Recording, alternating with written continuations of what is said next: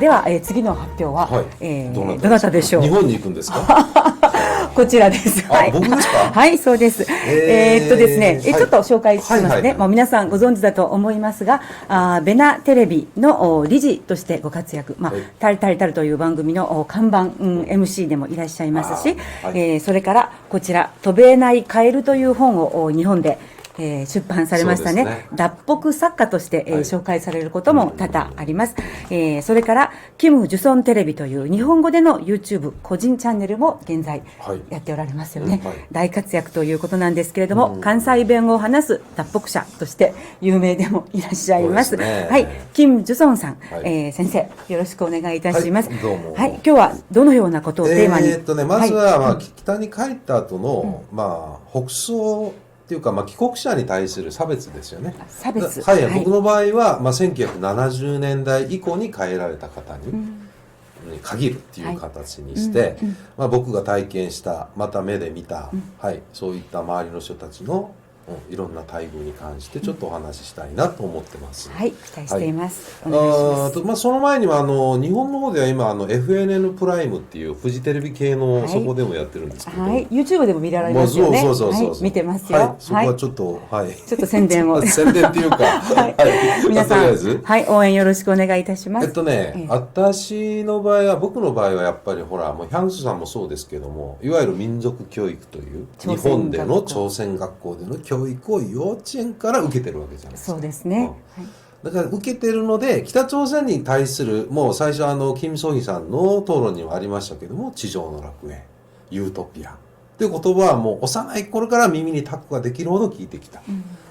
でその話を聞いていくときに一番ジーンときたっていうか、北に帰った時もそうなんですけど、帰る前からおじいちゃんが持ってた書籍とか、だから北朝鮮のね、金日成の著作集とかそういったいろんな本を見てて、一言おじいちゃんたち、一世さんたちが言ってた言葉で耳にずっと残ってる言葉が何かというと、キム・イルソンが当時こういう言葉を言った。帰国者に対して、帰国者は愛国者の代名詞である。これが一番心に残ってたんですよ。感動したんですか？感動してた。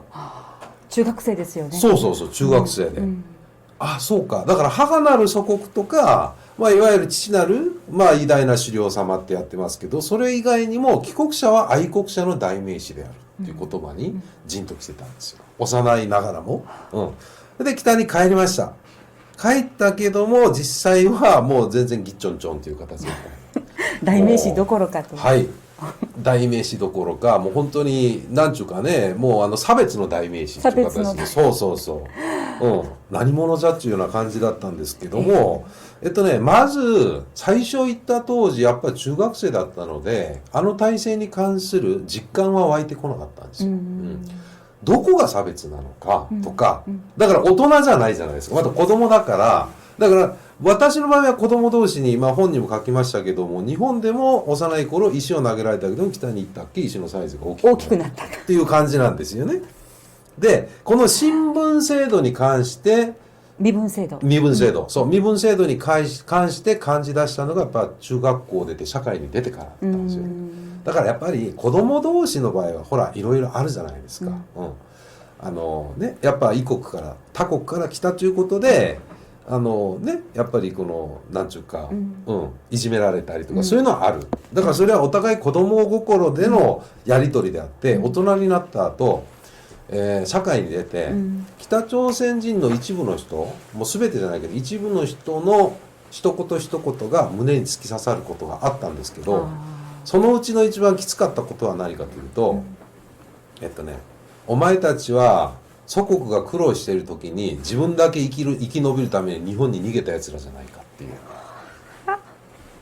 でその言葉を言った世代の人っていうのは、結局僕がまだ20代の時にその人は50代ぐらいの人なんですよね。で、なんでその話を聞いて一番ムカついたんですよね。頭にきたわけ。日本に逃げた、日本に引きずって行かれた、連行されたと同じじゃない。ね。だから僕のおじいちゃんを侮辱する。それに関しては本当に許すことができなかったっていうか、一番胸に突き刺さった。でもやっぱ国っていうのはご存知のように片道切符なんですよね。帰ることもできない。からさっきもこう出ましたけども、私も幼いながらも行くときに、最後に私のお父さんに新潟でこういうふうに言いました。お父さんは刺繍行くなと言ってた方なんですけども、行って後悔したらどうするっていう言葉に対して私は行って、もし違うって自分が思ったら密航してでも帰ってきますというふうに思ってたんですよ。とは帰れない。だから結局あの国は、結局封鎖されたあの国の中で、私の場合も30何年間、結構人生の一番いい時期はそこでみんな過ごしたんですけども、で生きなきゃいけないでしょ、でそこの、いわゆる北朝鮮のルールに沿って生きていかなきゃいけない。だから一生懸命頑張ったわけなんですよね。でまずは身分制度とかもいろいろその階級制度とかそういった枠があるので、その人道に乗っていくべきだと思って一生懸命頑張りましたよ。で頑張って幹部になろうと思ったっけ、ここでいわゆる、止められるんですよね。だからあなたはいくら頑張っても在日だからこれ以上上がれないっていう、このラインが見え出してきたわけ。で結局北朝鮮っていう社会はいわゆるもうなんていうかね、一種独裁ですよ。一言で言うと独裁なんです。その独裁国家で一番気楽な職業ってなっちゃうとやっぱり労働党とか行政幹部いわゆる公務員ですよね。公務員ですね。そっちの方に行きたいわけ。でその公務員の中でも一番、トップっていうのはやっぱ政治方面のね、政治幹部っていうでしょ。だから絶対になれない。なれないですね。ということで大半の在日の方が北に帰って選んだ職業、いわゆる彼らが重視している部門というのはやはりテクノロジー、教育、それと医療方面なんですよね。お医者さん、建築、設計家とか、その次に何かというとやっぱり音楽とか映画俳優の方に行っちゃう。特殊技能が必要な分野ということですね。そこしか行けない。行けないですね。でやっぱりこの在日の方っていうのは、在日帰国者の場合は、どっちかというと、向こうに行ったからそうなのか分からないけど大体賢いんですよね。頭いい。やっぱり日本でのこの、過去があるっていうか、経験があるので、そっち方面にやっぱり長けてるっていうか、なるほど。でそっち方面で働くしかない。でその働いててもやっぱりさっきもイ・テギョンさんがおっしゃったように、その合間生活の隙には何があるかというと、常に見張られ、常に誰かにチクられ、常に何事かが起こってそれによって命を落とす場合もあれば捕まる場合もあるっていう、だから一種ずっとこの不安感っていうのはなくならないんですよ。一生なくならない。だから在日だからっていう。だから結局は結婚問題もそうなんですよ。一部の人は北朝鮮の原住民の人と結婚をしたりしますけども、大体は在日同士ってなっちゃうわけじゃないですか。でこの在日同士結婚をして、それでいわゆる自分たちだけの世界を作っていくっていうような、こういった差別、だから目に見えない差別、誰も知らない差別っていうのはまだまだ残ってる。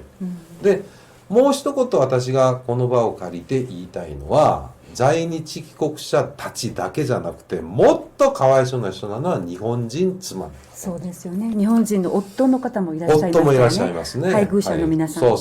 でこれは事実なんですけども、私が向こうで住んでいた地域には日本人夫がいらっしゃいました。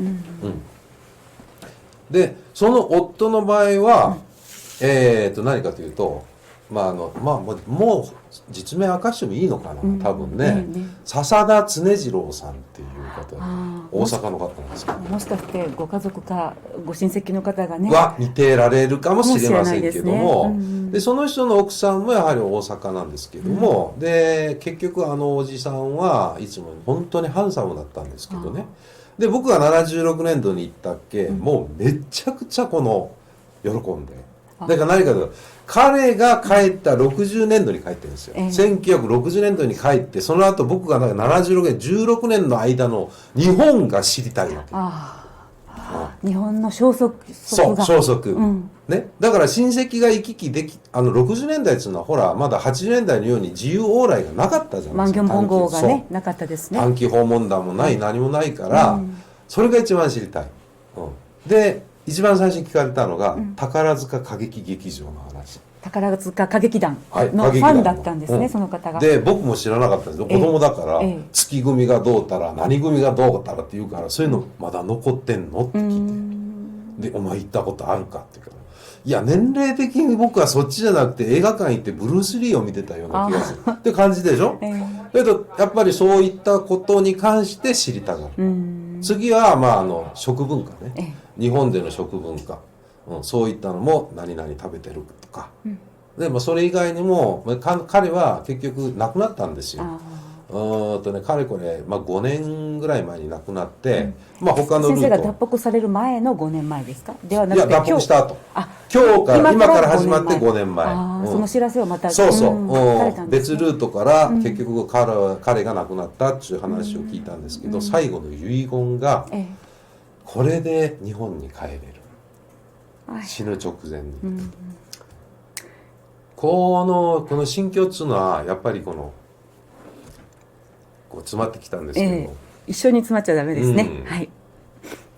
どれほど多くの方が、日本人国籍者も7000名以上、日本人配偶者1800名以上ということで、どれほど無念なお亡くなり方をされたかということを思うと、本当に在日コリアンもそうですけれども、日本人配偶者の方たちを思うと、本当に、胸が詰まりますね。そうなんですよね。だからその言葉は僕のようにやっぱり北に帰った在日帰国者たちにも当てはまる言葉なんですよね。なんで祖国だと言って北に行った後になんで私たちが日本に帰りたいのか、なんで帰りたいっていう気になるのか、っていうのがいつも胸に突き刺さってる、そういった状態っていうかな、それがいまだにこの場を借りて喋りたいということですよね。